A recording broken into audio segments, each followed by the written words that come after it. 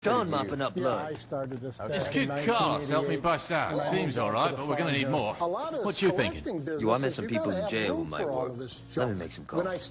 Once I find out where these bitches are, you're going to have to show them that you're the real deal, though. They won't just follow anybody. Come on in. It won't be a I problem. got stuff all the way back to the 1600s here. You got your own little forge and everything going in here.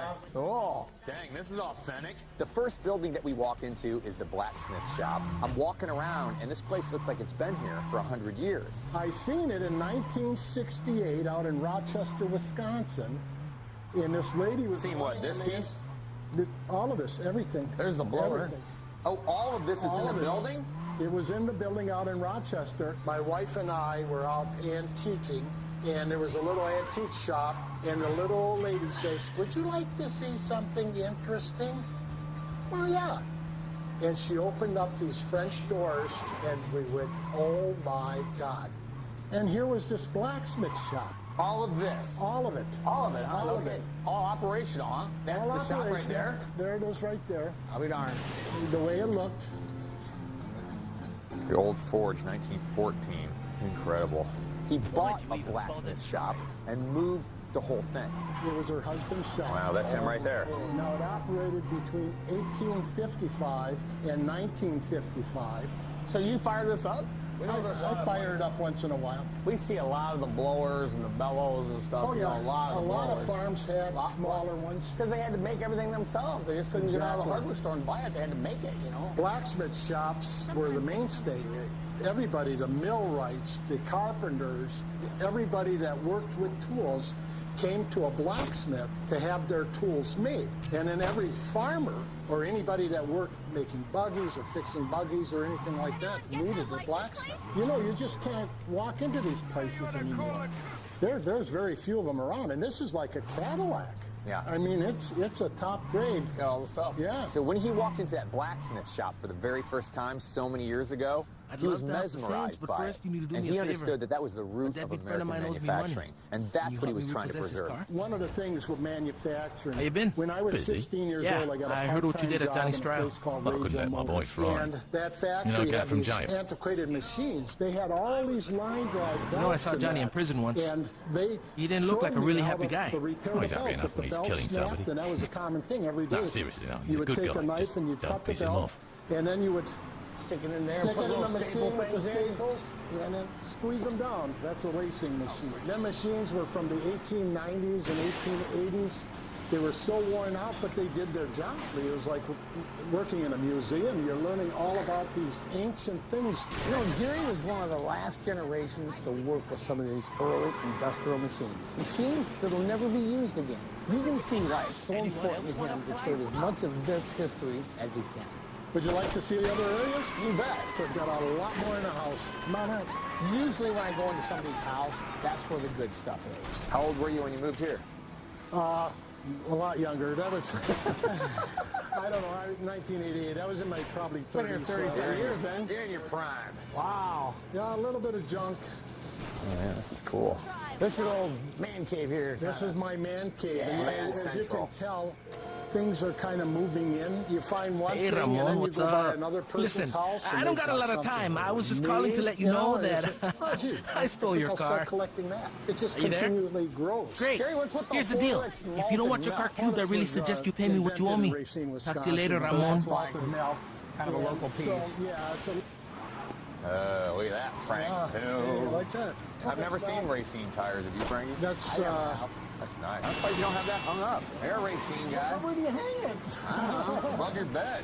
Racine was a major industrial city in its time period. For its size, it was one of the largest industrial cities. There's an abundance of things that were manufactured in Racine. You had tractors, you had Golden Books, you had Johnson's Wax, Horlicks malted milk, incinerators, Dremel tools, Dumore mixers, Hamilton Beach. The products were endless. There was 250 factories employing thousands and thousands of people.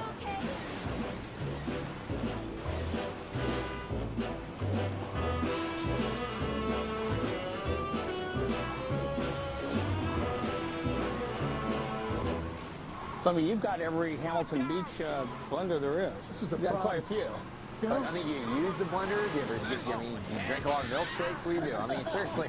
I can't pass up the milkshake. That's like me, but that's like me having an antique motorcycle and never riding it. You don't use any of the blenders? No. This guy is infatuated am I in the Saints? with mixers. Yeah, you're in, You know, Carlos. malt mixers. I'll meet you at the Hamilton mission. Beach mixers. See you then. He's the kind of guy that once he gets hooked on something, he buys every one he can. I was down in Kenosha, at the Kenosha Museum, and I was talking to a woman. She says, you should write a book. About what? The brewery? About Racine. Oh, cool. So then I did. It's old postcards and old pictures. Yeah, There's a lot of work. A lot of research. Yeah. Jerry is a one-man historical society. This guy has taken it upon himself to not only learn about local history and collect it, but he's documenting it. I mean, had a handful of books that he did on a lot of different subjects, from breweries to a local boat parade. All of those documents, all of those books that he put together are going to be there for generations. So when did you start doing these? What year was that? These were in the 90s. So you really devoted your life and time to telling the community's history. Yeah. But why is that so important to you, though? Because there's a lot of people that love their community. Maybe I'm trying to pay back all the naughty things I did in the community. I don't know. When you can get somebody to smile or enthusiastic, you know, there's a pleasure to it. Yeah. You know? And at the time, nobody else was doing it. Absolutely a student of history. There's no doubt about that.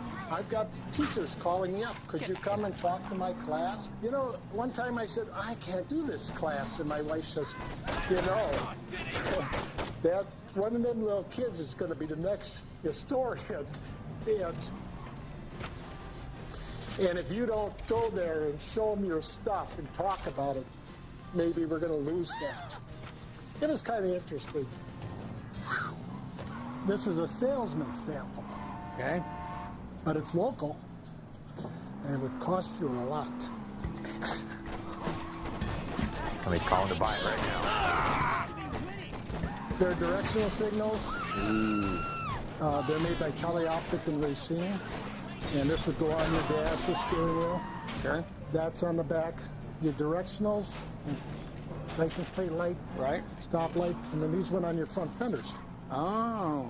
This is the sample case that the salesman would have brought into the auto parts store, the distributor, a car dealership, to show their product. What do you value this at? Well, just this one alone goes for hundreds, $275 just for this one alone. That one's cracked. And that's why I got the spare. Oh, yeah, spare, okay. Yeah. This is a great piece of transportation history, because back then, everything was an option, nothing was standard. If you wanted a dash light, that was an option. If you wanted blinkers, that was an option. If you wanted blinkers in your taillight, that was the mega option. You turn Left this or and- right? Yeah. Well, what are you thinking on it? What's crazy number? Crazy number? $600. Yeah, that is crazy. And I think that'd be a bargain. Really? I'm glad one of us does. Here it is, buddy. I forgot all about that. Look at that. This is a bike that was on the streets when I was a kid. If you restored it, you could take it up to 1,000, maybe even 1,200. Meet me at the abandoned mission house. It's a dark, old, junk-piled house. Gosh, look at this turkey. That's scary. Look at him. Whoa. My uncle collected a lot of stuffed things. Did you hear that?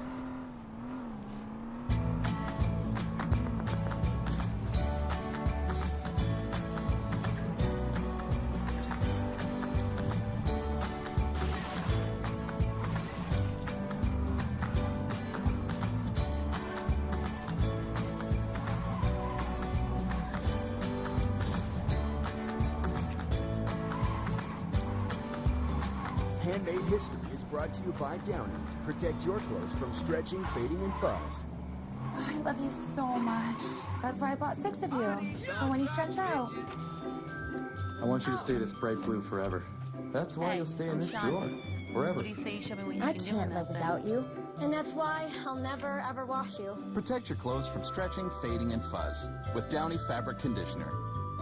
It smooths and strengthens fibers to protect clothes from the damage of the wash. So your favorite clothes stay your favorite clothes. Downy Fabric Conditioner. Shocked by your wireless bill every month? Additional fees? Tacked on taxes? Come on! With T-Mobile One, taxes and fees are now included.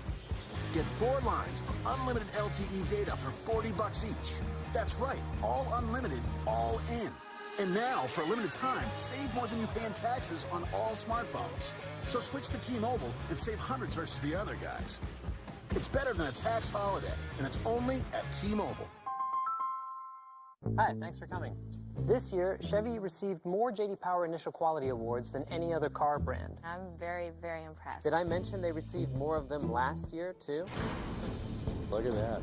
Oh, wow. And the year before that. More doors. And the year before that. So it keeps going. In fact, Chevy has received more J.D. Power Awards for initial quality than any other car company 4 years in a row. I'm speechless. Impressive. Chevy, stepping up their game. Taking the Ancestry DNA test is really quite simple. It comes in the mail, you pull out the tube and you spit in it, which is something Southern girls are taught you're not supposed to do. You seal it and you send it back, and then you wait for your results. It's that simple. Why pause a spontaneous moment? Cialis for daily use treats ED and the urinary symptoms of BPH. Tell your doctor about your medicines and ask if your heart is healthy enough for sex. Do not take Cialis if you take nitrates for chest pain or Adempas for pulmonary hypertension, as this may drink alcohol in excess. To avoid long-term injury, get medical help right away for an erection lasting more than 4 hours. If you have a sudden decrease or loss of hearing or vision or an allergic reaction, stop taking Cialis and get medical help right away. Ask your doctor about Cialis. What is love? Love is what inspires